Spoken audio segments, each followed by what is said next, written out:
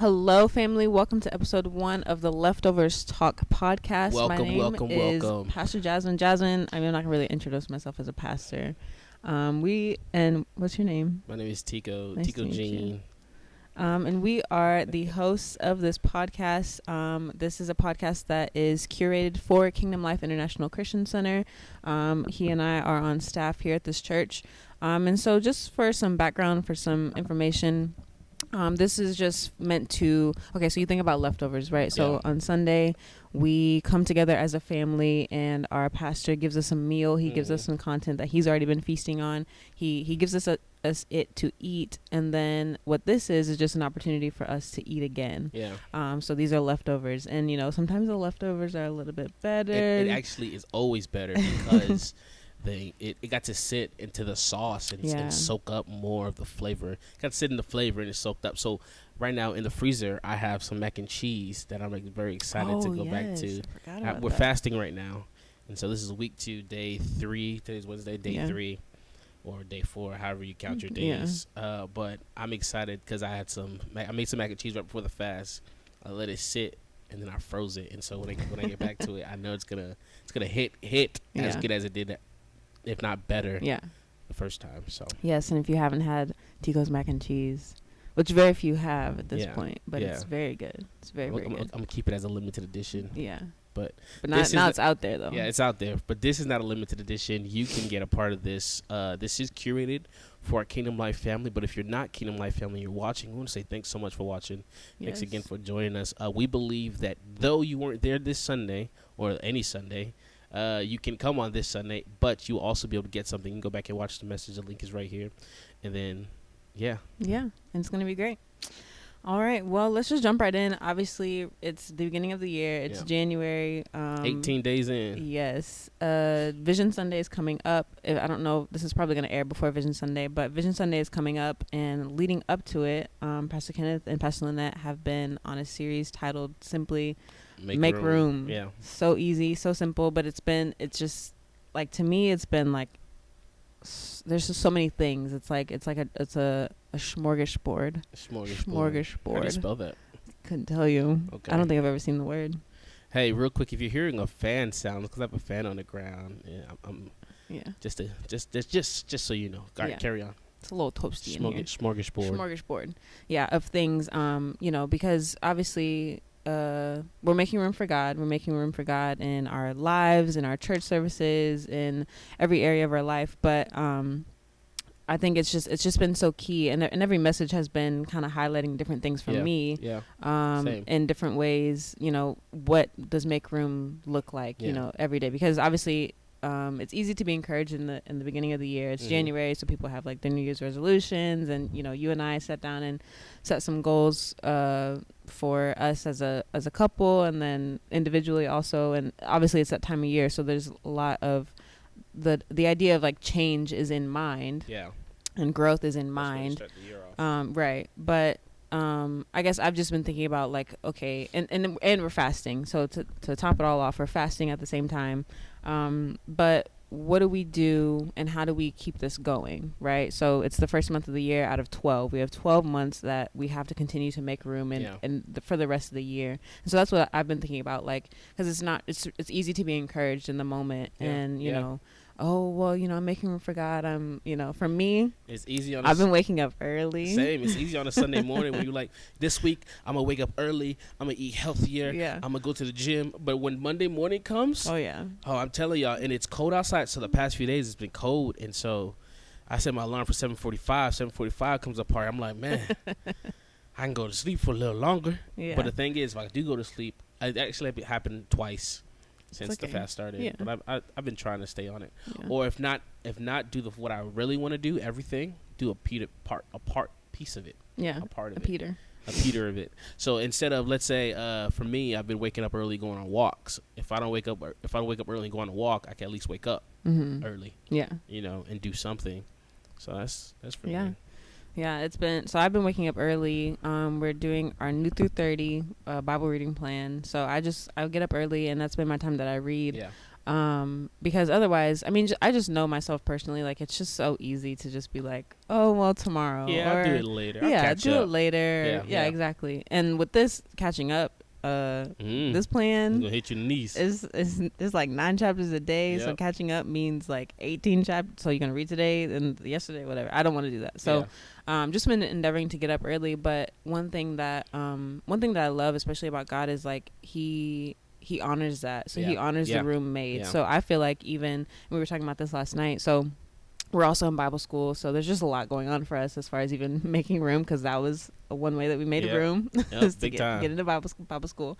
I'm at church every day, y'all. Yes, every day. Tuesdays are especially long.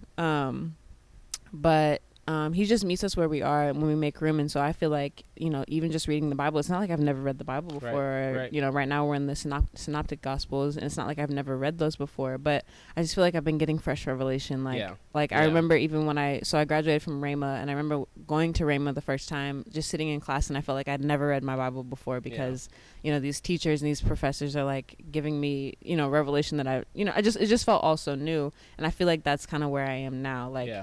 There's obviously stuff, and we're youth pastors. I teach pretty much on a weekly basis, and so I know how to read the word, but just feel like it's just so, I just feel like I have new eyes. Almost. Fresh revelation. Yeah, I was thinking about it today, and the Lord was just telling me, like, the only reason that's happening is because I made room for him. Like, he's been wanting to get certain things to me. He's been wanting to fellowship with me, and that can be said obviously for all of us. He wants to do that with all of us, but sometimes we just have excuses. Oh, there's excuses in there's every always area. An excuse. And there's always an excuse until you put them away and start to do something. That's when you're not gonna see change. That's when you start to see change, when you do put them away. Yeah. I'll even say, for making room, it's crazy. There's that scripture in the Bible.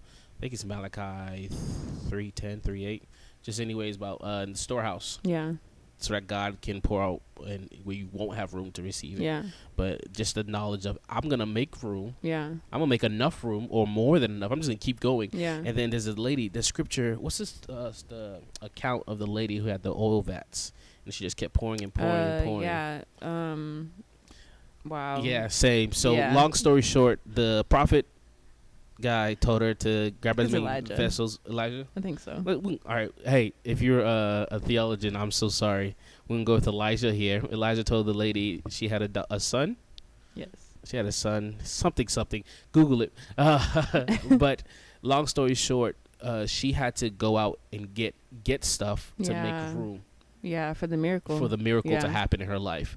And the miracle stopped when she no longer had room. And the same thing with God. I don't know if it's the same thing with God, but I know that as you continue to make room for him, he's going to show up in that room that you made. And whether it's your daily schedule or like whatever area. So even let's take reading your Bible, there's fresh revelation. You're making the room to read. He's providing fresh revelations. In your relationships, you're making room to better your relationships. You get opportunities to better your relationship. Yeah. You're making room to walk in love. The opportunity to walk in love is going to show up, and it shows up strong too sometimes. And so just whatever area it is, God is faithful. God is faithful to help you in that area when you make room. And I was listening to the first message of the year, Sunday, January 1st, and they were just talking about his grace. Yeah. When you make room, it might be difficult, but it's easy, if that makes sense. Because you no longer do it in your own in your own will, in your own strength, but in his grace. Yeah, which is huge. Like, that's something I've been relying on. So I've been waking up at 7:30, which has been a crucifixion of my flesh. Yeah. Which some people might be like, oh my gosh, like 7:30 is no big deal, whatever. But for me, 7:30 is early. Very early for me. So anyway, I've been getting up, but the same way, like, the grace has been there. Like, there's been times where my alarm will go off and I don't even remember turning it. I don't remember turning it back off and going back to sleep. But when I've endeavored to make room, like, it's been easy. It's been easier to turn my alarm off, get up, and pick up my Bible, whatever, and read. And And so anyway, and I think that's helpful to even say, because I think sometimes people think, and yeah, people are, there are going to be people that don't make room. There are going to be people that choose not to. Right. They're hearing these same messages. They're hearing the same words that we are, and they're going to not do it. But how much better for the people that actually do, and they see the reward on the other end. And then, like we said, God meets you there. God favors that. And he says, okay, well, you're endeavoring to do this. Here's the grace to do it because I have something to get to you, which I just think is great. And then, so you went to, I think it's the same let's not try to reference scripture, because we're gonna really research before just Google it. Just Google it. 2 Kings 4, I know that much. The Shunammite woman. So Pastor Ken and Lynette were talking about the Shunammite woman, a room maid, the message, but how she, the prophet would come by regularly, and so she first she just offered him meals every time he came by, but then and he would eat. Yeah, keep that in mind. She would offer him meals, and then at one point she just goes to her husband and said, he comes by enough, let's just make a room in our house so that when he comes by he can stay. And obviously, like, I've heard this message preached. I don't know if you have, but I've heard this message preached as far as like honoring the man of God, that kind of stuff. But never heard it from this perspective of making room for God in your life, right? Because in that time, the prophet was seen as the voice of God. They didn't have, Bible and all this kind of stuff, preachers, church, all this kind of stuff that we do. So they had the prophets. So inadvertently, she made room for God in her life by making this room in her house. A physical room. Yeah. With a bed and, all this kind of stuff. Made a physical room, but then... And then the prophet goes back to her and basically says, well, what do you need? She says she doesn't need anything, but then Gehazi, who's the prophet's servant, says, well, she doesn't have a son. She didn't know that's what she needed. But it's what she wanted. I mean, in those days, if you didn't have kids, I mean, your family line is... It stops. Yeah, it's done. So, Gehazi says, well, she doesn't have a son, and her husband's very old, so it's not gonna happen. And so God blesses her with a son out of pure miracle, just simply because she made room. She made herself available. She saw that this man of God was important, so she valued the things of God. And then, which that's just been so key, because obviously, we make room and we're kind of expecting things, right? So we're making room for God, and there are some things to expect. We expect to revelation, and we're expecting deeper fellowship and deeper revelation of God and all those kind of things. But we don't know what he's going to do on the other side of it too. Like, there's things that we don't know are going to happen, miracles, things that we've been believing for that we don't even know are going to happen simply because we made room for God. There was two things I wanted to highlight in that story. The Shunammite woman. She made physical room in her house, and I think that's big, because some of us are living cluttered lives. Yeah. Like, my closet right now is a mess. Oh gosh. There's just stuff in there. Let's not talk about it. Yeah, okay. Well. And so I think God honors that when you make physical room as well. Yeah. Even in the church, when you hit capacity, or when you're trying to hit capacity, if that makes sense, and you put more, you make space for it. So us as a church, we're believing for 200 each service. So what we've done is we put more chairs out. Yeah. So now there's more room for people to come. It's just, I'm just thinking about that, the physical aspect of everything. Make room, and what can you do physically? To make room for God? It's spiritual. And physical. So once those two come together, it's like an explosion. And so whether you need a prayer closet and your closet's dirty, you can literally clean your closet out. Now you just literally made room to go and pray. And so it just helps. I know Pastor Lynn was talking about how cleaning your room or being in a decluttered helps your mind as well. It frees your mind up. You don't have too much stuff going on. It's easier to focus, easier to hone in. And then the other thing you were talking about was, wow, I forgot. Do you want me to come back to you? Yeah, we'll come back. Come back to me, Coach. Okay. Well, something I was going to say was, okay, so it's funny that you brought up the whole closet thing, because this morning I was looking, okay, so there's like a shoebox. I have 4 shoeboxes kind of like placed by the door. And all 4 of those shoes, well, no, 3 of those shoes out of 4 were given to me just as gifts. And I'm going to probably wear those shoes, those 4 pair of shoes more than the shoes that are sitting in my closet right now. I mean, not because I'm ungrateful or anything. It's just my style and interests are kind of changing or whatever. But now I have to make room now, because my interests are changing, and that's really what it should be. Like, our interests should be changing. Like, our interests should be more of God. And so we have to get rid of those things that no longer hold our interest, no longer should hold our interests, to make room for these new things, right? To hold, whatever has your eye, it's what's going to fill your life ultimately. So anyway, I thought about it this morning. I was thinking about that. I did get it. Okay, go ahead. So the other thing was, she didn't get what she needed because she didn't need anything, but she got what she wanted. Yeah. And so that plays a very big part in your life when you make room for God. Yeah. You can get your wants and your needs. You get your needs and your want when you make room for God. Yeah. Because now God has room to give you what you need and or want. Yeah. And I'm not saying that you got to want something like crazy, as long as your wants align with His will, obviously, and you're not wanting to kill your pastor or anything like that. But if your desire is to get married, God wants you to be. Paul said it'd rather you be married than burn. Oh, but the other one said some are eunuchs. Anyways, if that's your desire though, but that's a good desire. There's nothing wrong with that. But if it's a desire to get married to somebody else's man, there's an issue with that. That is a problem. But even having the children, if that's your desire, God, when you make room for God, there's now space. Yeah.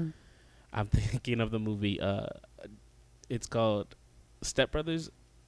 And there's a scene where there's so much room for activities, man. Look at all this space. I didn't see the movie, so that's my excuse. Don't watch it if it's bad. I don't know. Yeah. Anyways, there's so much room for activities now. There's so much room for God to move in our lives. Now that I wake up earlier, there's so much room. There's more time, quote unquote, because I woke it up earlier to give more time to God. Yeah. And so now I have more time to spend with God, and now there's more room to be with God, and it's... Yeah. So in kind of preparation, I just was kind of thinking about, us doing this podcast, and I was thinking about one of the things that, I noticed about you when we first started dating, which throwback, it's almost been 6 years. Isn't that crazy since we got together? We don't look a day over 17. And how do we know that? Because people tell us that. I think it's black don't crack. Oh. Anyways. All right.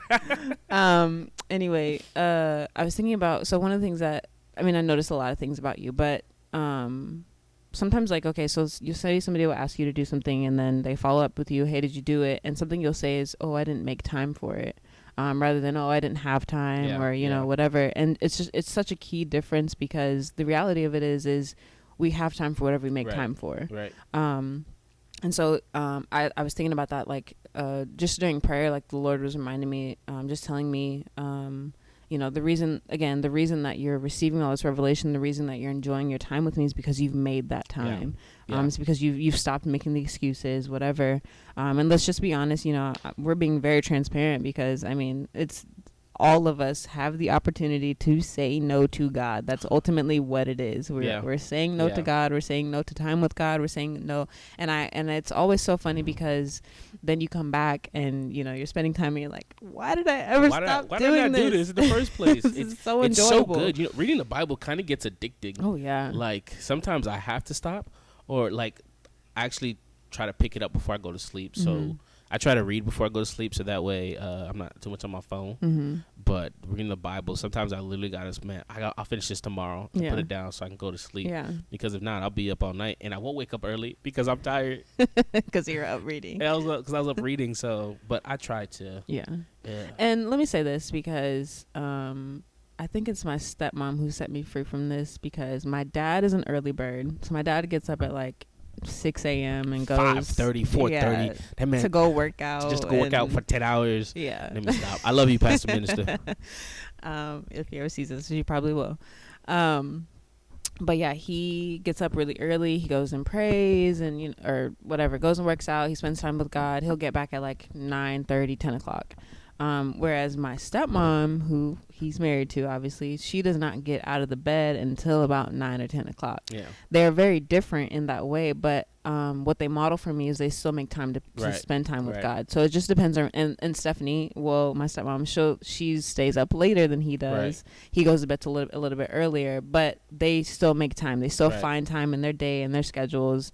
to make time for God. So whether you can be an early bird, or whether you are an early bird, or a night owl, it's just a matter of like, what are you doing in the nighttime, right? So or what are you even doing during your day? Because some people, they do work better at night, and some people do work better if they get up earlier in the morning. So however it works for you. We're not trying to condemn. Your goat.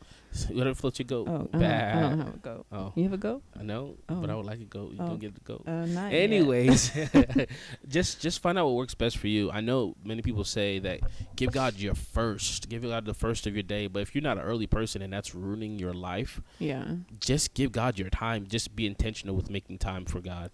Because I'd rather be intentional, give God a good chunk of my day than give Him the first part of my day, and the rest of my day is right. But the thing about that, you can't give God time of your day and the rest of your day be bad because you give God. So whatever it just works depends. for you. I guess I'm also thinking about like the people that have to get up at like 5:30 for their jobs, like, and you can't really ask somebody. You don't have to overdo it, but that's between you and God. If He tells you to do it, be obedient. But like, just make time. Literally, you have a drive to work, or whatever. There's different ways that you can make time. And obviously, yes, it is very important to give God the first part of your day, because that's like the first thing that you wake up thinking about just kind of sets your day on a course. The first interactions that you have, all this kind of stuff. So it is a great habit to practice, but find something that works for you and make room in that way. Be obedient. You can shift some things around, actually. So me, I'm a big music head. I like to listen to music. One thing I've done differently is I got the Bible on this. So hey, plug for this app called Streetlights. They're also on YouTube, and they're also on Apple Music. They're not sponsoring this yet, but once I send it to them, anyways, that's what I use. So it's the Bible. It's literally them reading the scripture in the New Living Translation, and there's a really good beat behind it. And so it's like it's a song, but it's just it's a good replacement, especially in this time of fasting. So when I'm working out, I have that playing in my ear, or if I'm going on a walk, I have that playing in my ear. Sometimes I put it on in the car, but every now and then I put up worship songs in the car. Just I change it up, just so that I want to do something different while I make room. It's good. Well, I don't think I have anything else, but I'm excited for this. I'm excited to see exactly where this goes, even for this year. I'm excited for Vision Sunday. That is going to be so much fun. Vision Sunday, January 29th, both services. We have a lot we want to share with you. We got some cool things we worked out this year that you can have and take home, so you can be like, ooh, wow. To see what we did 2022, to see what we're going to do in 2023 and beyond.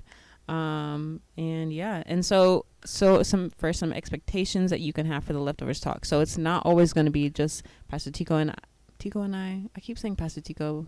It's because we're at church. Oh, wow. You are a pastor. I am. But you're Tico. True. I'm married to you. I am. I married you before you were a pastor. This is true. Yes. Anyway.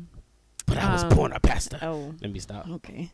Yes, we are going to have some guests. So those of you at Kingdom Life, you might be approached to become a guest on the Leftovers Talk, and we would love to have you. It's just casual, fun conversation. We just want to just talk about the word, just eat again. And how are you eating it in your life? How are you eating it in your day-to-day life? Because this is how we're eating it. This is how we're choosing to apply the word, and how the Lord is leading us to apply the word. And so that's just what it is. So we look forward to seeing you in future episodes. We hope that you can join us on this journey as we continue to get better. Got anything to say? I don't got nothing to say. All right. Well, until we eat again, peace. Peace out. Thanks so much for watching.